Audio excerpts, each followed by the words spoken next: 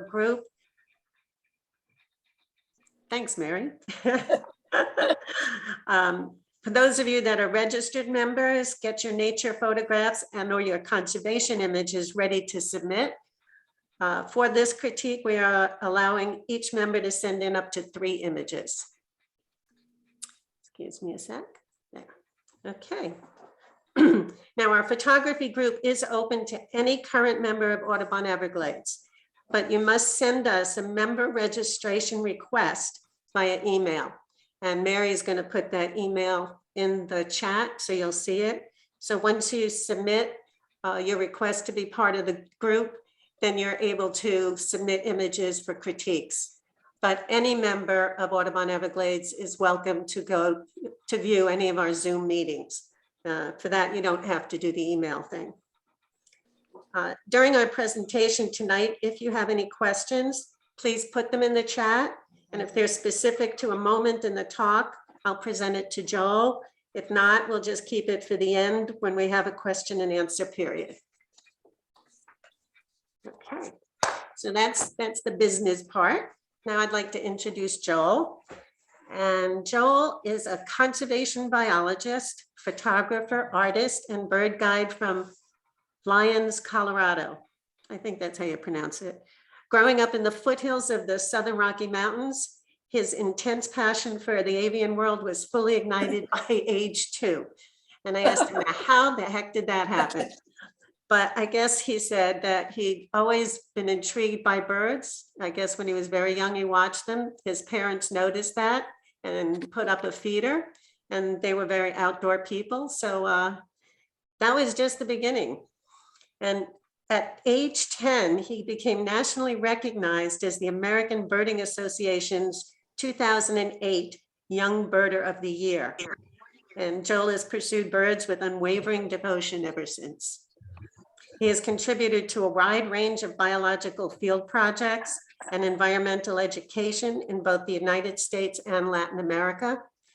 Currently, he's pursuing a master's degree in conservation biology at Prescott College. And though the college is in Prescott, Arizona, Joel's field research focuses on the cloud forests of Colombia's Western Andes, where he currently lives. So Joel thrives on the overarching goal to effectively contribute to the world of conservation. He's deeply committed to community-based conservation, multicultural, collaborative projects, and to build support for birds across their entire range. So I'm happy to present and turn over the meeting tonight to Joel Such. Welcome, Thank you, Joel. Nancy. It's all yours. And it's, okay, so I would like to thank Audubon Everglades for inviting me tonight to talk about conservation photography. And so I guess we can just go into the presentation. And Yep. Can everybody hear me all right? By the way, just everybody, we turned off your sound, and that was intentional. And please also, as most of you have already, turn off your video, and that gives us a little bit more bandwidth. So that way Joel and me, or Joel and I, will be the only live faces for you. Yeah, and just as a heads up, I am located in a remote location in Colombia. The internet's not always the best, but it seems to be working. So I guess we'll just hope for the best and let's jump into it. So I'm gonna share my screen. It says host disabled participant screen sharing. So I'm unable to share my screen. You are. Okay. I'm gonna make you co-host again. Okay, hang on. Wait, Okay.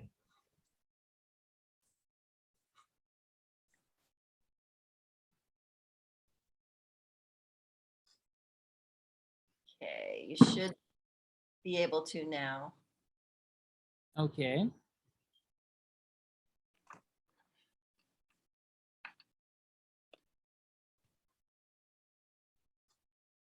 Great. Let's see, I think it's working.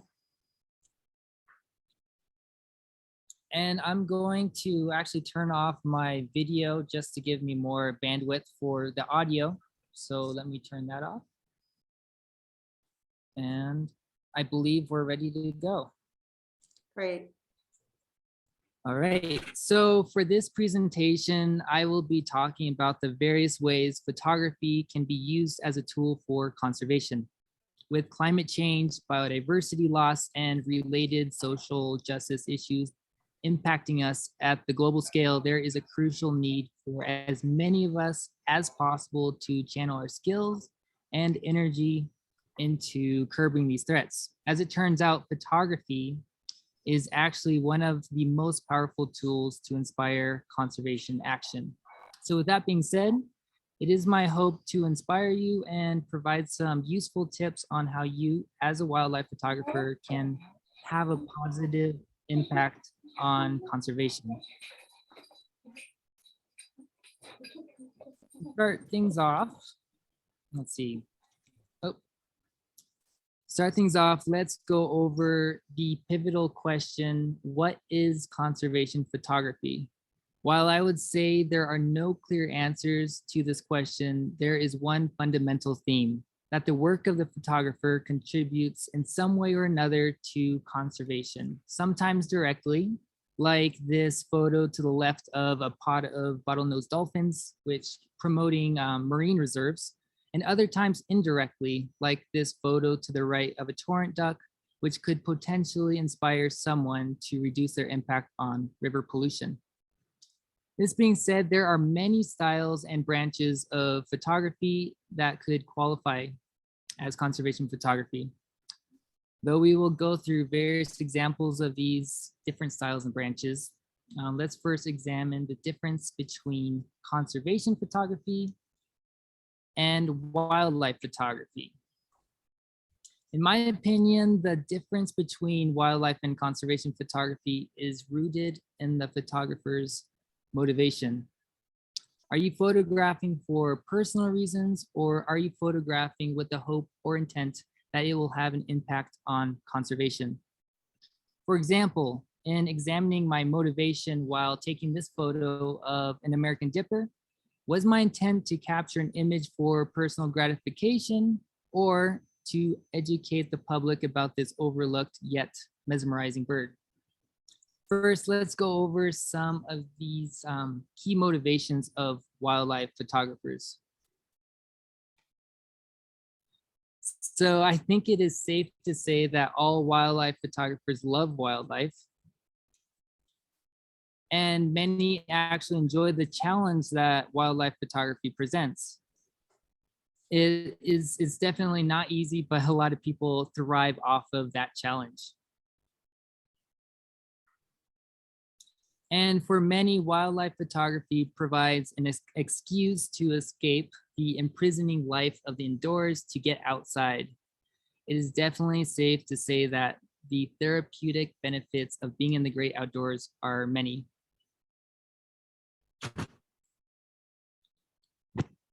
And for some of the more artistic people out there, wildlife photography is a great creative outlet, as photography to an artist could be viewed as painting with light. Sorry, Ginger, you have to do it yourself. I'm going to be listening here. Wynn, would you please turn your mute yourself? Thank you. Sorry, Joe. No problem. Okay, so personal. Okay, so photography is a great tool for freezing and storing memories for your trips and most special wildlife encounters. So I think personal memories is definitely a big motivation for many. And documentation, now that is a big, for the birders out there, that's a big motivation. If you go out on a birding trip and see a rare bird, you are definitely going to want to document it for a personal record, but also so fellow birders will actually believe you if you happen to find some really rare bird. And money is another motivation for some, but not as common, because the majority of wildlife photographers they do it as a hobby, but for some it definitely is.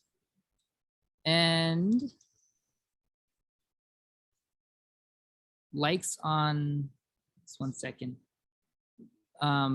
So And nowadays, social media is actually driving the motivation of many photographers, but this is a tricky source of motivation, as social media can actually be very harmful to your motivation as well, as a photographer, when you're just focused on getting the likes. And now moving on to the motivations of conservation photographers. Conservation photographers typically share many of the before mentioned motivations, but with the inclusion of one extra key motivation, a motivation that stands above all else. That is to have a positive impact on the subjects they photograph and their habitats. And with this being said, many wildlife photographers can easily become a conservation photographer, or maybe a conservation photographer without even knowing. Oops, sorry about that. I just had an issue come up.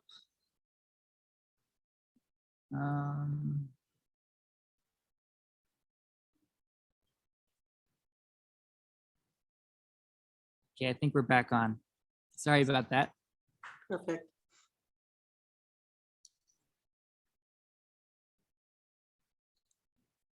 So to summarize this topic of assessing your motivations, do you want this photo of a sloth and its offspring to hang in your living room, or do you want it to promote the efforts out there to curb the deforestation that poses such a big threat to their populations? So now looking beyond motivation, what are some qualities of conservation photographs? Conservation photographs typically tell a more complete story. So for example, capturing this stout-billed Syncloides wing display in the rocky alpine environment, and it's in the highlands of Colombia. And oftentimes conservation photographers strive to portray emotion in their images as well, like capturing these lost and frightened common mergans or chicks calling out to their mother in a turbulent mountain stream. As well, a conservation photographer attempts to directly document conservation issues when possible. For example, this is a human-induced wildfire I photographed in the Guatemalan highlands, and adjacent to that fire, I photographed this horned guan, which due to habitat loss and hunting is listed as critically endangered. Another important component to conservation photography is the inclusion of human elements. And we'll talk about this more further on in the presentation. And the ultimate goal of a conservation photographer is to really capture the attention of the viewer and cause them to think. This is not only reliant on powerfully composed image, but on how the photographer presents the photo. Oftentimes the inclusion of an informative caption is partly responsible for the success of a conservation image. So here there's American pica. It's this small lagomorph that is found in the alpine tundra of Colorado. So by itself, the photo might capture somebody's attention, but it's really when you read the description that you might start to think like, oh man, this species is really threatened, and what can I do to save it? So oftentimes, so no matter how powerful a photo is, no matter how powerful a photo is, the success of the photo as a conservation image depends on what we do with it after we take it. And I'll go into more detail about this further on in the presentation, but next, I would like to briefly go over the history of conservation photography. While the term conservation photography is actually very new, the concept has been practiced since the late 1800s using large format glass plate cameras, as you can see here. And this required the photographer to carry a lot of gear into the backcountry by mule. And on top of that, photographers would need to coat the glass, make the exposure, develop the negative while still in the field, and then carefully pack and carry the negatives back out. So a lot has changed. And then there's, so William Henry Jackson was one such photographer, and his work in the Yellowstone area as part of the Hayden's expedition in the 1870s is credited with helping establish Yellowstone as our first national park. Jackson printed an album called Yellowstone Scenic Wonders, which was presented to Congress in support of Hayden's proposal to establish Yellowstone National Park. So photography way back then is responsible for the establishment of the first national park. And then there's Ansel Adams, certainly one of the most popular and influential photographers associated with the term conservation photography. Adams began his photographic journey with a Kodak Brownie film camera in 1916 at the age of 14. And from there, he quickly honed his photographic skills with Yosemite National Park as his primary subject matter. It was in Yosemite that Adams met influential members of the Sierra Club and became an ardent and active supporter of conservation. Adams is best termed an unintentional conservation photographer.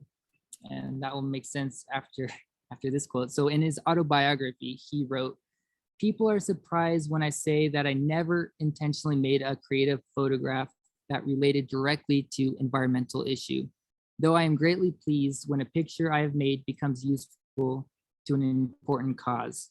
He not only regularly contributed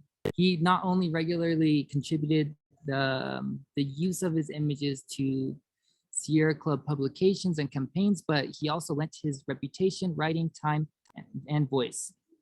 As an example, on behalf of the campaign to create Kings Canyon National Park, Adams went to Washington armed with his photographs to lobby for its designation. He published the book Sierra Nevada, the John Muir Trail in 1938, which greatly influenced Secretary of the Interior Ickes and President Roosevelt to support the bill for the establishment of a 500,000 acres of the Kings Canyon region as a national park. So again, photography responsible for protecting a lot of land. His contributions to conservation across his lifetime and beyond are seemingly countless, even though he never took a photo for that intention. Following Adams, other photographers joined the conservation cause. As Sierra Club board member, Adams was responsible for pushing higher quality publications, and because he couldn't do all this work by himself, it opened the door for photographers such as Elliot Porter and Philip Hyde. And Hyde incidentally referred to himself as an environmental photographer, so a step closer to the term conservation photography. The Sierra Club exhibit format books tended to support specific conservation battles using both high quality images and written information. So these books on this coffee table are a few examples of those.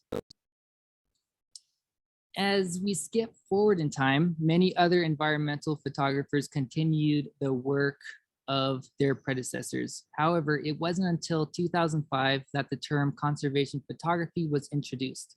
It was the marine biologist, activist, and photographer Christina Mittermeier that officially coined the term conservation photography. And on top of that, she also established the International League of Conservation Photographers, which has a mission to support environmental and cultural conservation through ethical photography and filmmaking.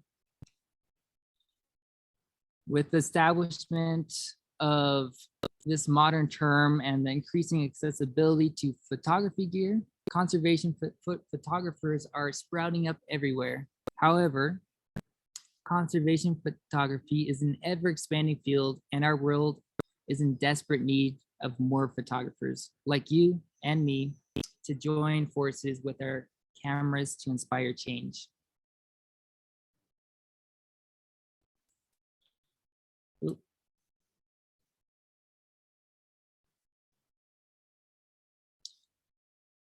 So The big question for us today as wildlife or nature photographers is how can we use our photography skills as a tool for conservation?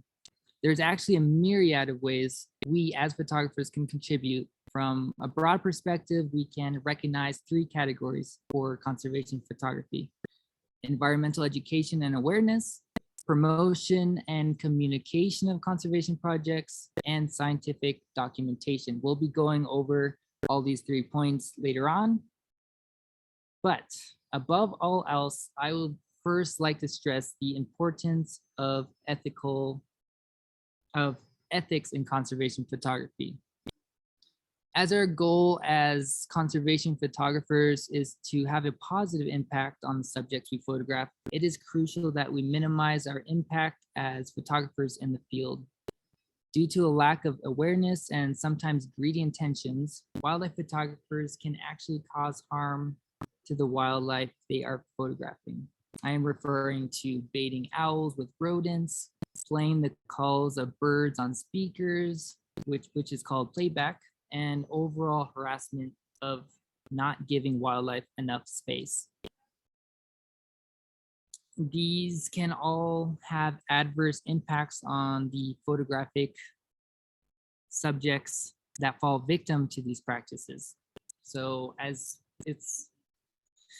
well, we should be mindful to not share locations of sensitive species and to just tread lightly in general while out in the field. So with this being said, I believe this is a crucial first step to reassess our field practices to ensure that we minimize our impact.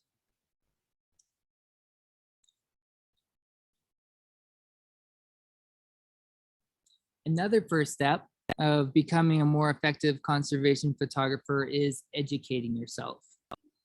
This can be accomplished by simply immersing yourself in the great outdoor classroom. Looking back at my learning journey, there is so much I've learned in the outdoors that I would have never learned in a classroom.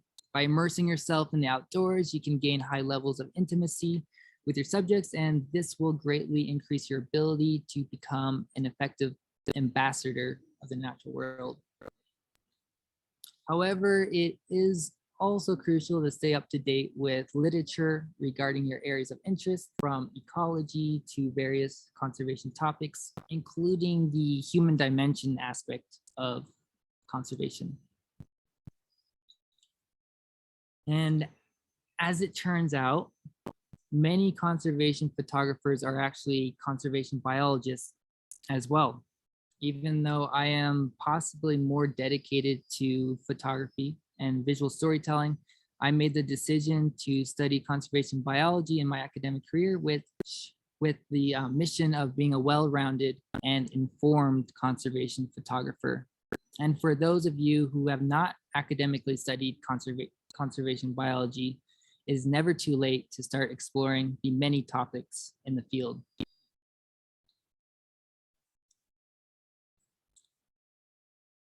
And in the end, it is crucial to be aware of the conservation issues that are occurring around us, from global issues such as climate change to more local issues like shrimp trawling, which is a harmful fishing practice that literally scrapes every bit of life from the bottom of the ocean just to obtain a small percentage of shrimp.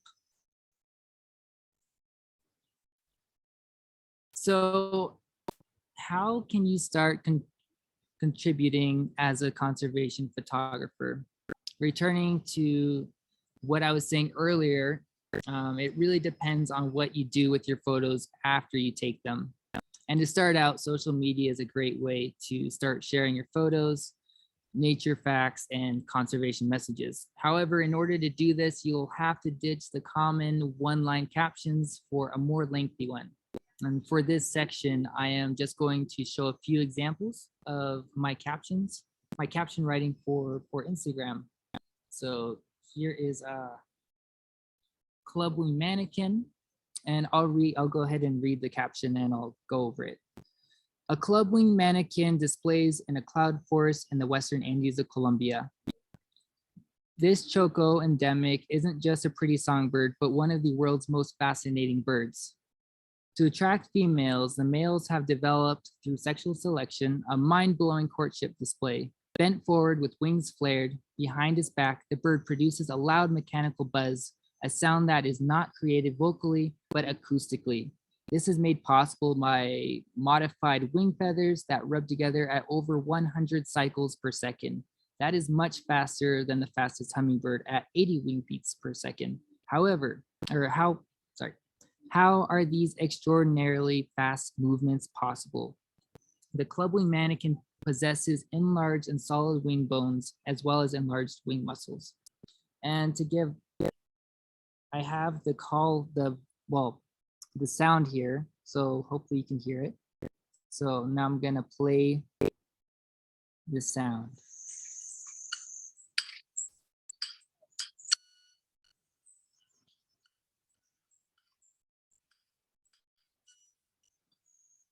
So if you could hear that, that is produced by this bird's wing feathers. And in this photo, you can actually see the vibration of those wing feathers, those flight feathers.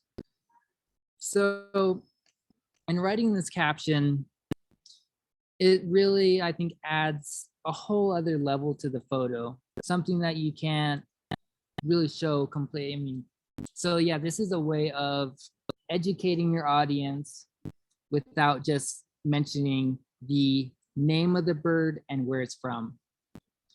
So another example, so let me go ahead and read this. In decline and listed as near threatened by the IUCN Red List due to habitat loss and hunting, the wattled guan is rare and difficult to see in its range from Venezuela to Peru and has even been extirpated from some parts of their historic range. They inhabit humid montane forests where they frequent in the canopy and forage for fruit. Though these large guans are challenging to spot due to their low densities and shy demeanor, their mysterious rising and falling vocalizations can be heard seasonally at night and in the early morning.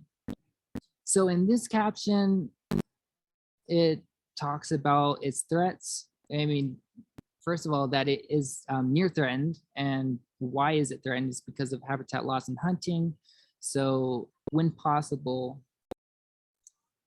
if you can include that sort of information in your post, that is one step closer to becoming a conservation photographer.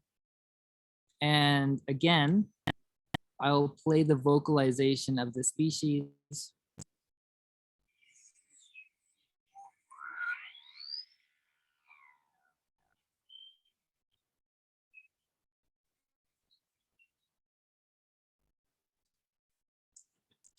Moving on, this is one last example. This is a species that I'm actually researching at the moment. So in this post, I mentioned that, well, let me go ahead and talk about this. This is an interesting situation. So this species, due to climate change and habitat, let me just read this. Perched atop a high snag, a male gold-ringed tanager watches over his kingdom on the slopes of Cerro Tatama. This icon of Tatama National Park and Montezuma Rainforest is endangered and has a restricted range in the high montane forests of Colombia's Western Andes. Due to climate and habitat shifts over the past 15 years, the population of this species has dramatically climbed in elevation, vacating the lower reaches of their historic altitudinal range. And more scientific research is needed to understand these alarming changes. And with that being said, I am excited to announce that I am currently developing a project to study this species, as well as many other special species of birds of this incredible biological hotspot.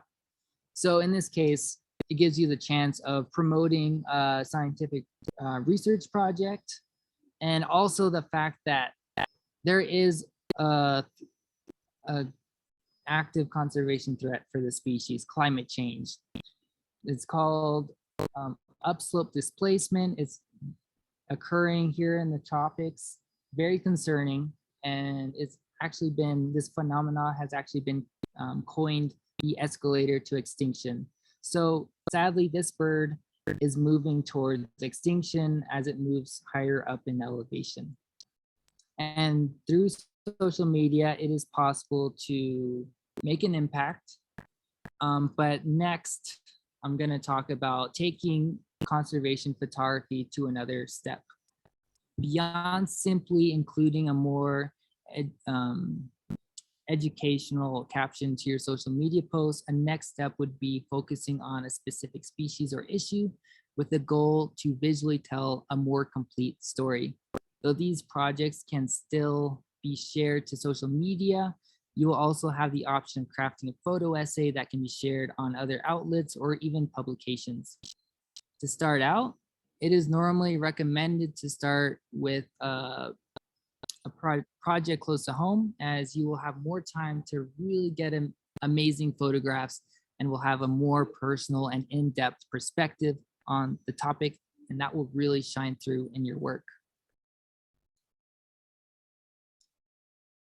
And are there any pending questions that I should answer at the moment? I don't see any at the moment, Joel. Okay, just checking so I don't blow through this whole thing. Okay, so now let's see here.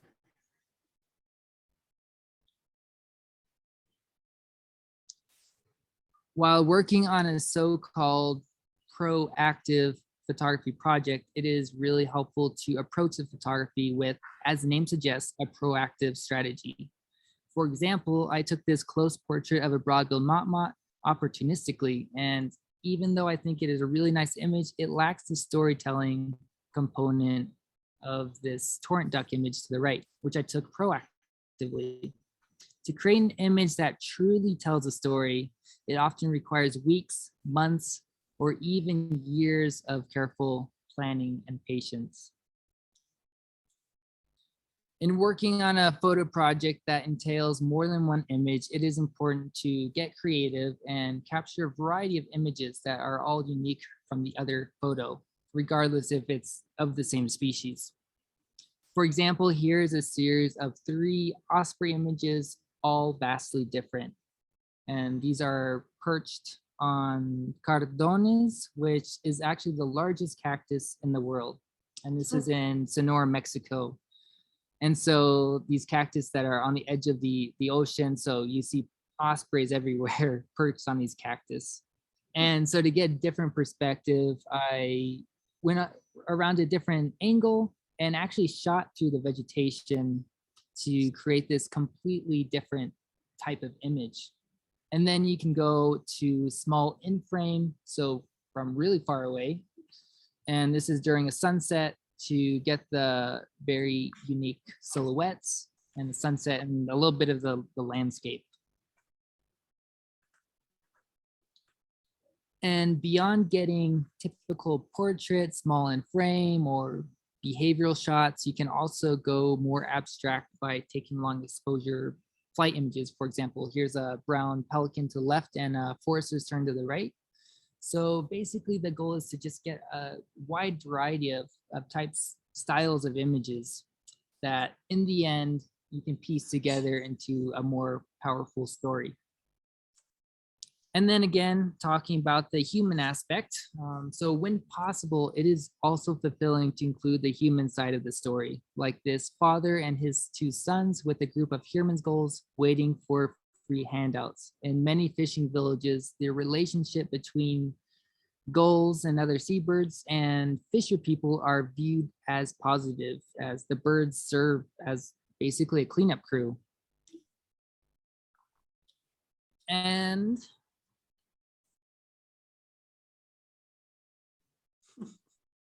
to finish this section, I am sharing a photo project I recently worked on in a coastal estuary in Sonora, Mexico.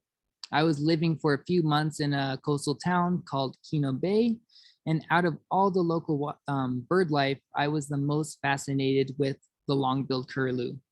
That is when I decided to dedicate morning after morning and evening after evening to document this amazing species. So here are a few of my favorite images from that project. And I haven't shared these photos with anybody, so these are brand new. And oftentimes, I mean, one of the first images that I like to get, I mean, I think everybody, is the intimate shot, where you can really connect with your subject. So getting down to eye level and to fill the majority of the frame with the species to really connect. And also get flight photos. So that was something that I was really trying. And it was really fulfilling to spend so many mornings with these species to really get to know their behavior. And here's a photo showing more of its environment, more of a habitat shot, so you can get different focal lengths. So here you can see the estuary in the background, and then even a hint of the desert peaks in the background. And this is first light, probably 5 minutes after the sunrise, so you get that nice golden hour light. And then also, you get a landscape photograph to really see the habitat. So this is the wintering habitat of the long-billed curlew, coastal estuaries.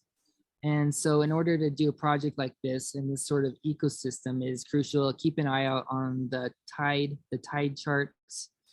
When is it going to be high tide? When is it going to be low tide? And all of that. And spending so much time with this species, I was able to envision these photos and then eventually realize them. So on the left this is a photo that I was trying to get. I was living in Mexico for about 2 months or even more. So a few months. And at the beginning, I was like, I really want to silhouette the long-billed curlew against the rising sun. And the last day before I had to leave, it became a reality. And then to the right, there's a low-key image. I personally, as a photographer, really enjoy getting this low-key where it's dark in the background to capture this totally different feel to the image. And that was made possible by some shaded mangroves in the background. So yeah, definitely a more dramatic light there. And then an artistic one of a longer exposure flight photo, which is always fun to get when possible. And for this project, it was also my goal to tell the story of the fisher people, the locals that rely on the same ecosystem for their sustenance and livelihoods. Due to commercial shrimp farming and commercial shrimp trawling occurring right around the estuary, both the bird populations and local peoples are greatly threatened. So it's definitely my goal to really capture not just the perspective of the bird, but the local people. And for this project, I also had the opportunity to interview some of the local fishermen, and it's just really interesting to get their perspective. And I mean, they grew up and continue to live off of this estuary. It's called Estero Santa Cruz, which is near Kino Bay in Sonora, Mexico. And for this project on the long-billed curlew, I'm also starting to dabble with film. So I am currently putting together a film on long-billed curlew. So that is definitely exciting for me as a progressing in my endeavors for photography. And up to this point, I have talked about personal projects that don't really involve collaborations with other people. But a key point of conservation photography is actually very collaborative. In this section, I will talk about collaborating with scientists, and photography is a great way to communicate otherwise cryptic scientific information so the general public can understand and be inspired. And personally, I have gotten involved with various bird banding projects over the years, which has allowed me to not only capture a more intimate view of birds for educational purposes, but also help promote their respective scientific projects by increasing exposure. And so this is a Canada warbler from the Black Swamp Bird Observatory banding station in Ohio. And this is an eastern screech owl from the same site. A totally different perspective when they're up close. I have also had the opportunity to accompany a Guatemalan banding field crew for a month as they travel to different field sites in the Caribbean old growth forest of Guatemala. It was an incredible experience camping in remote locations and these pristine ecosystems teeming with life. And banding, because this is a banding project, so familiar faces like this migratory worm-eating warbler to crazy exotic birds like this royal flycatcher. So I like to think that personally it was an amazing experience, but as from the perspective of a conservation photographer, that my work with these scientists made some sort of positive impact in either inspiring people to conserve nature or by promoting their research. And as I am also a biologist, I have ended up documenting my own projects as well, which has proven difficult. This is a self-portrait during my field work. My work as a field tech researching brown-capped rosy finches on their breeding grounds high in the Colorado Rockies. Brown-capped rosy finches are near endemic to Colorado and are actually the highest breeding bird in North America. They nest above tree line on cliffs up to the highest peaks in Colorado. And so this was I was doing most of this work solo, so it's definitely difficult to document it as I was doing all the work. But so this is a close-up of its beautiful rosy feathers. And this work entailed capturing them and taking genetic samples to do genetic analysis, and also collecting feather samples to look at isotopes to help understand their diet. And this is a female, the others were males. And so, yeah, that was, worked on that project for 2 summers, and to be able to document it, I'm planning on continuing my work with the rosy finch. So these images are going to be crucial in gaining support for future efforts, and also communicating what we learn about these understudied species. And here is one last example of a photographic project in collaboration with scientists. During my time on the Gulf of California, I had the opportunity to document the inspirational work of a Mexican marine biologist, Hector Perez, and through Prescott College, which is the university I go to, and because my school has a field station in Quino Bay in Mexico. And his work entails documenting and tracking dolphins and whales in the Midriff Island region. In general, I believe scientists are very welcome to collaborate with conservation photographers, as photography serves as a way to bridge science with the general public and also decision makers. So here are several images from this project. These are bottlenose dolphins, a humpbacked whale, a young bottlenose dolphin alongside his mother. And also for conservation photography, if you're documenting a scientist during their research, is also can be beneficial to document the full process. So here on the left, they are recording dolphin vocalizations with a microphone that they send down into the water, and then some data entry. And regarding camera gear, I had some limitations because I was using a Canon 100 to 400 lens, so not exactly the best setup for documenting what's happening in the same boat. So that's why some of these are kind of tight, but I did the best I could. And then just the interactions between different species. This is a yellow-footed gull, which is near endemic with the bottlenose dolphins. And something that was really interesting that I was told by the biologist is these are wintering redneck phalaropes. They winter in the open ocean in the Gulf of California.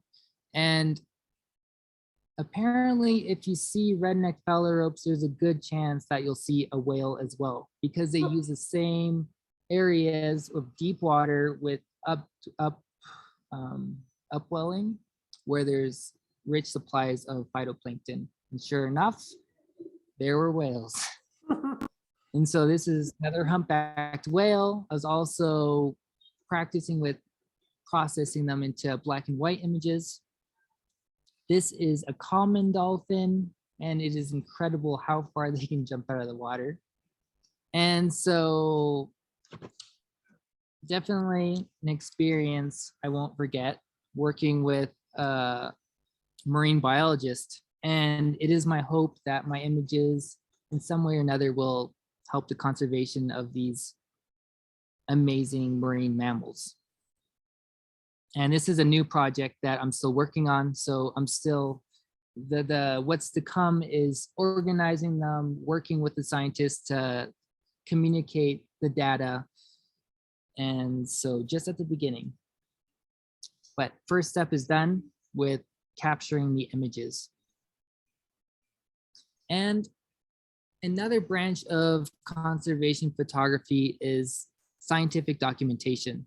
This is where photography is used as a tool for science in documenting species, individuals, behavior, and patterns. I first learned about this use of photography early on in my photography career when I was first starting photographing birds with a DSLR. At age 10, I unintentionally documented Colorado's first state record Crider's red-tailed hawk, a subspecies of the red-tailed hawk, which ended up getting published in 3 different ornithological journals. So definitely an eye-opener at a young age where, like, wow, photography is a powerful tool.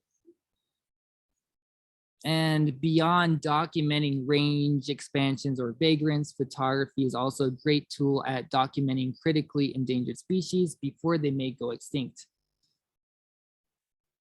And so here on the left is a dusky star frontlet, which is considered the world's rarest hummingbird. The estimate is somewhere like 250 wild individuals.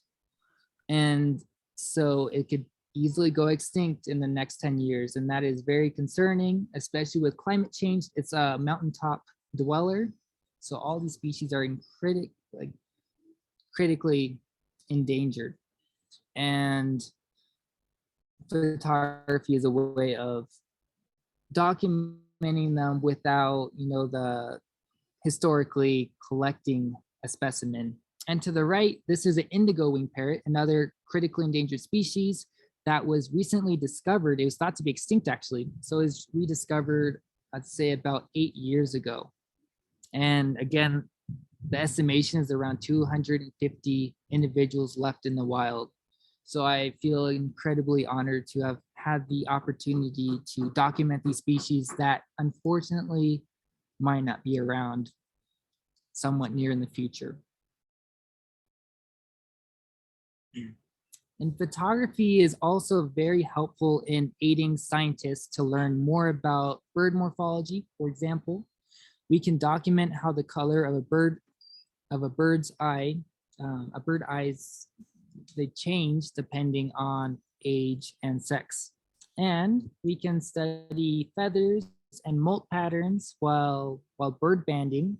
So when you have birds in the hand, you can really see all the details of their feathers. And with the camera, you can document all sorts of things. So actually, one of my responsibilities as a field tech in Costa Rica was taking photos of as many birds as possible to improve our understanding of aging and sexing neotropical birds. So this is a song wren. And as an example of what we're looking at, this is a photo of the wing. And what I was documenting was a molt limit, which is the difference between an adult feather and a juvenile feather. And that means that this is a first year individual. So here in the greater coverts, you can actually identify, it's subtle, but maybe some of you can recognize it, a difference between the adult feathers to the left and juvenile feathers to the right. They're a little different length and a little different, the feather quality is different. And so, yeah, that's another photography as more of a tool for scientific reasons. And jumping back to the marine mammal monitoring project I mentioned earlier, photography was actually the main tool for that research. By photographing the irregular fins of dolphins and whales, it is possible to track individuals through space and time. And so this is a bottlenose dolphin. And as you can tell, each individual has its unique set of scars. And a lot of these scars have been caused by them fighting amongst each others and unfortunately human conflicts such as boat collisions. And this is the humpbacked whale again. This is a fluke, so the tail. And just based off of this image, this is a clear identification of an individual that you could document this 20 years in the future and know, yeah, like it's insane. And I was talking to the biologist and it is crazy all that he's learned through this research. And the main tool, a camera. And here again, this is a humpbacked whale. You can look at the dorsal fin. This is one individual and this is another. Very different, very distinct. And this is something that's useful with photography, and especially in a region like in the tropics where there's so much biodiversity, not a lot of research has occurred. There's a lot of species out there to be discovered. For example, this is a lizard, Anoles, that it turns out that it is not described. I've had the privilege to photograph it on a number of occasions and also with some interesting feeding behaviors.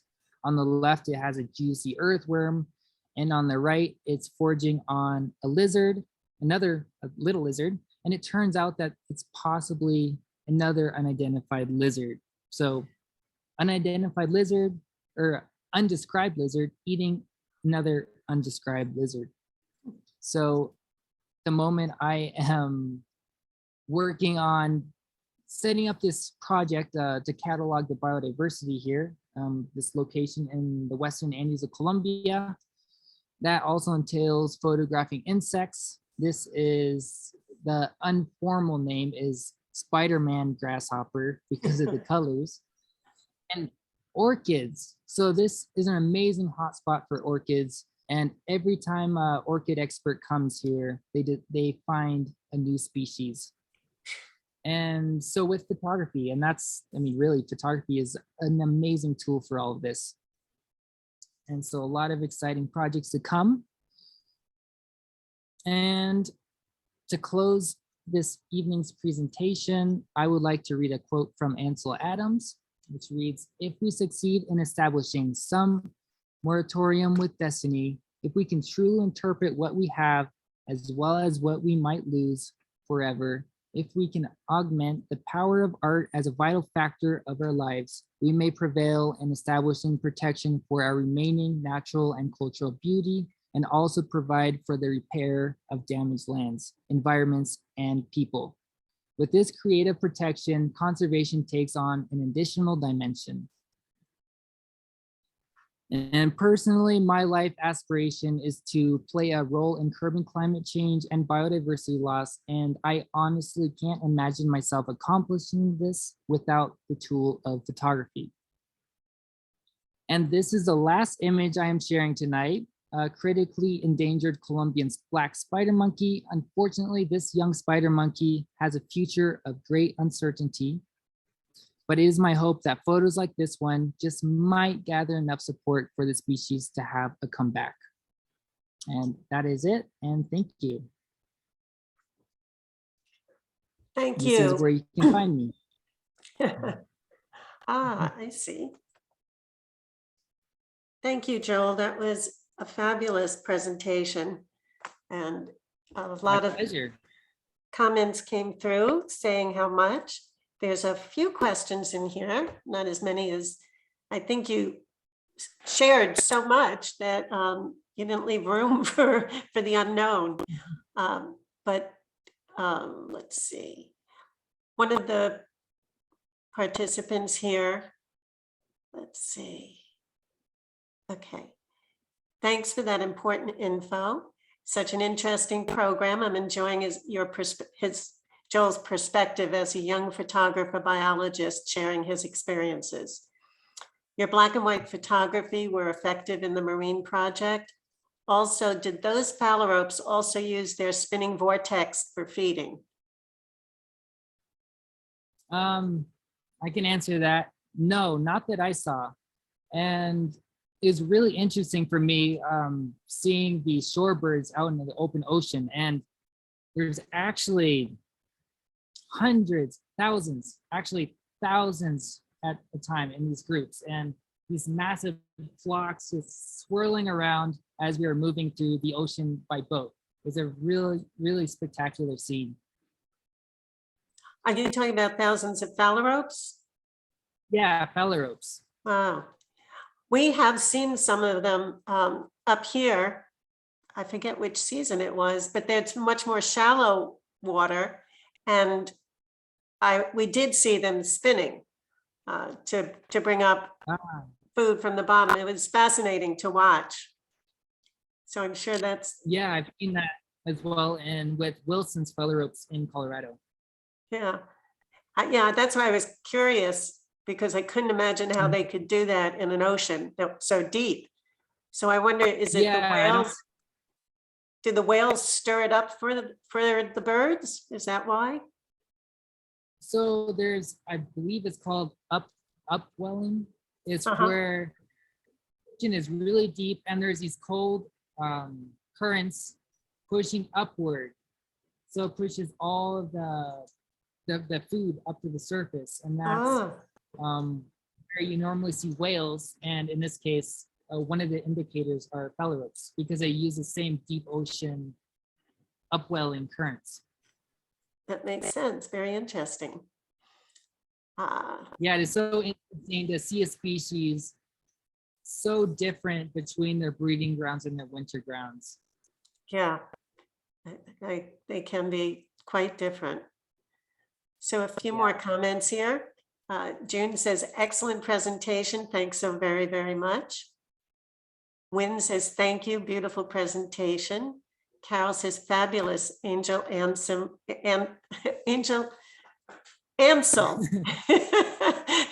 That confused me. Ansel Adams quote, very prescient. I applaud you for your commitment and for your wonderful work so far. Paula says, thank you for the educational and photographic journey. A great presentation. Brenda says, for those embarking on a future trip to Costa Rica's cloud forest, what lens would you recommend so as not to carry so much weight? So that's a I can go ahead and answer that. Yep, I was going to say that's my a question perspective. for you. Mm-hmm. I mean, if anybody else wants to chime in, you're very welcome. But personally, I use a Canon 7D Mark II with a 100 to 400 lens.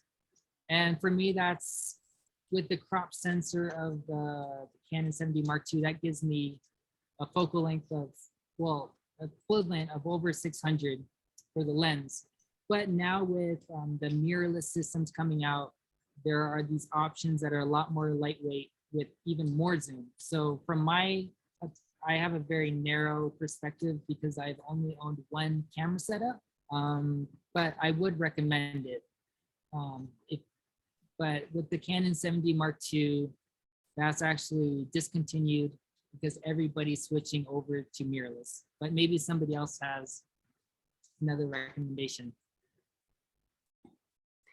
I have that same setup, but I use the 1.4 with it. Actually, I do that with the 5D Mark IV. But yes, the mirrorless have become very tempting, except for the price. Yeah, yeah, exactly. And the Canon for the mirrorless has a 100 to 500, which is kind of nice range. Yeah, definitely. A lot of good options out there. Yes. Holly says, thanks, Joel. Your projects look so cool. Carol says, she corrected it, Ansel Adams. Thank you, Carol. Shannon says, thank you to the beautiful presentation and important work that you're doing. Chris says, love the long-billed curlew. Pictures, unforgettable. Chris says, thank you, Joel. Keep up your great work. Barbara says, how do you get that black background? Okay. So the black background, that's called low key. And there might be some more ways of doing it. But for me, it doesn't work in all the situations because you really have to, it depends on the subject and what's behind your subject. So if you get a bird with enough light on it, or the plumage is light enough, and you have any sort of shade or anything substantially darker in the background, you can expose for the bird, and oftentimes the background will just turn to black. So occasionally it'll work, and I really enjoy that lighting scenario. So I don't know if that helps answer that question. Yeah. Is that the way you also did the orchids? Yeah, and it's actually, he's pretty, yeah, same. It's the orchid, very bright, vibrant colors with enough light, and then you search for a pocket in the background that's shaded, and it turns to black. And especially if you use a flash, I honestly haven't really used a flash in my photography work at all, but if you use a flash, that is a very effective way at getting the black background. Very good.